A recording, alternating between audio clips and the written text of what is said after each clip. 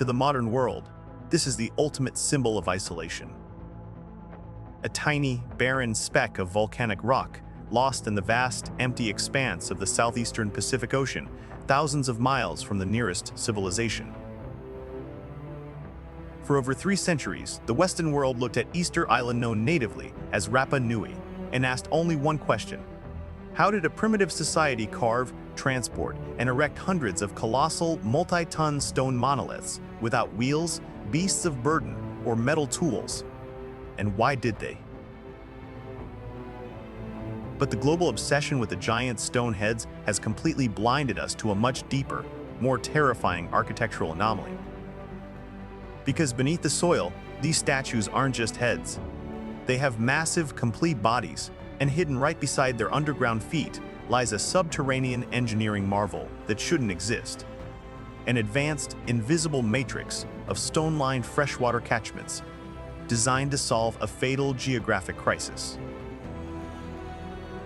Without a single permanent river, stream, or freshwater lake, this isolated civilization was trapped on a geological sieve surrounded by a toxic desert of salt water.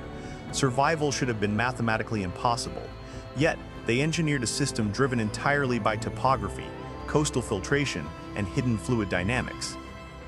To understand the true anomaly of Rapa Nui, we have to look past the stone statues and focus entirely on the water. Subscribe to the Island Mind as we continue to uncover the impossible anomalies of our ancient world.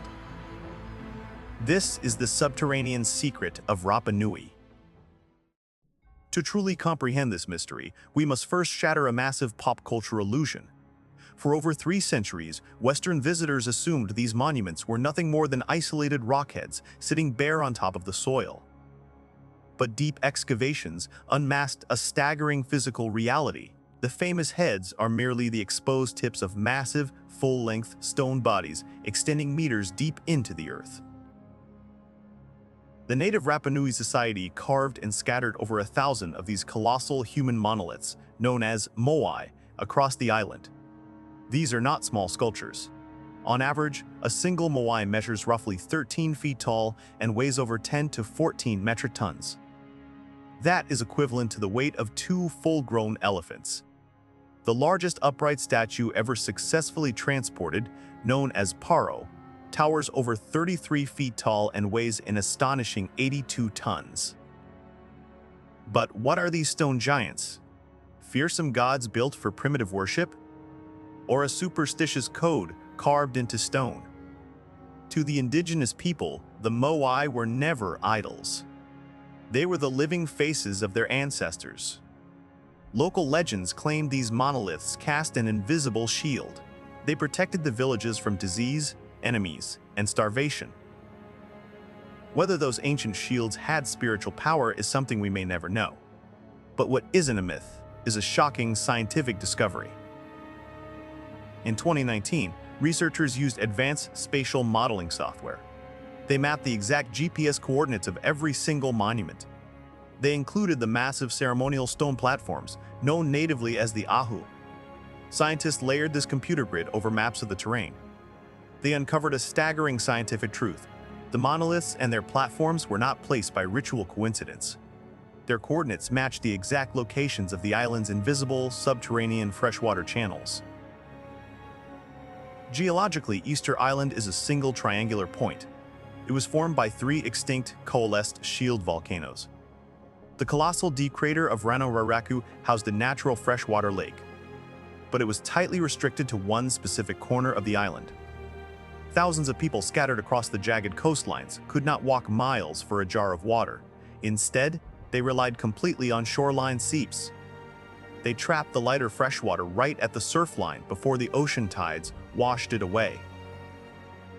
The Rapa Nui clans located these critical resources simply by watching the coastline. During low tide, the heavy saltwater receded. The lighter freshwater forcefully bubbled directly out of coastal rock fractures. Early European explorers saw islanders walking straight down to the sea to scoop drinking water into gourds. By finding these exact exit nodes, each clan identified where human survival was possible. To claim ownership of these life-saving seeps, they anchored their society to the spot. They established the stone platforms and statues as monumental property deeds. To solve the ultimate puzzle, scientists traced the trail of every single monument back to its absolute birthplace. They tracked them back to the industrial quarry crater of Rano Raraku. This extinct volcano was the definitive factory floor of the entire empire. Ancient architects targeted this location because its internal caldera housed water. It was the perfect industrial engine to sustain hundreds of master stonemasons who lived and worked inside the crater walls for generations. But moving these giant stones was a total logistical nightmare. The Rapa Nui had to transport 60-ton monoliths up to 10 miles across the terrain. How did a Neolithic society conquer this distance with no wheels, no horsepower, and no modern machinery? For generations, scientists thought they dragged the giants on wooden logs. However, modern experiments reveal that it's not the case, given the conditions of the statues. The moai had a forward-leaning center of gravity and featured a unique, rounded, D-shaped base. Modern science theorized they transported them upright. Using a tight three-rope setup, small teams rocked the massive stones side to side. This high-tension rocking forced the rounded base to step forward naturally. 60 tons of stone literally walked down the transport roads. The locals, however, believed that high chiefs use a cosmic power called mana. They used it to force ancestral spirits into the stone. This ordered the giants to march across the plains to find their designated water sources. Rope physics easily explains the small statues, but the giant ones hit a brutal dead end. Scientists have no idea how they walked a monster like the 33-feet Paro, as it weighed a crushing 82 tons. Yet, they crossed miles of jagged rock without a single scratch. Did they possess a lost understanding of gravity, or did the legends of cosmic mana hold a real, terrifying magic? Either way, this insane engineering success came with a devastating price. To build and move these giants, the population completely destroyed the island's forests. The protective tree canopy vanished. Fierce tropical winds swept across the open plains, rapidly drying out the soil. Rainwater could no longer filter down into the underground bedrock channels. The invisible water table plummeted, and the pipeline network ran dry. Their life-saving wells filled with toxic saltwater. The very system they built to clean their water had completely destroyed it. With the underground pipeline network running bone dry, societal cooperation completely shattered. Brutal resource wars erupted over the final remaining freshwater wells. The functional coastal dams were abandoned. In the absolute chaos, rival clans began toppling the giant moai statues. They crashed the monuments face down onto the earth to symbolically blind the water markers of their enemies. When the Dutch explorers first landed on Easter Sunday in 1722, they found a small, surviving population living amidst the giant stone faces, staring blindly out over a barren, treeless desert. The master pipeline network had completely vanished beneath the grass.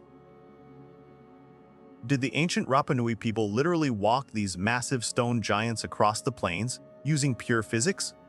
Or did the legends of cosmic mana hold a real, terrifying magic? Leave your theory in the comments below. Subscribe to the Island Mind as we continue to uncover the impossible anomalies of our ancient world. Thank you for watching.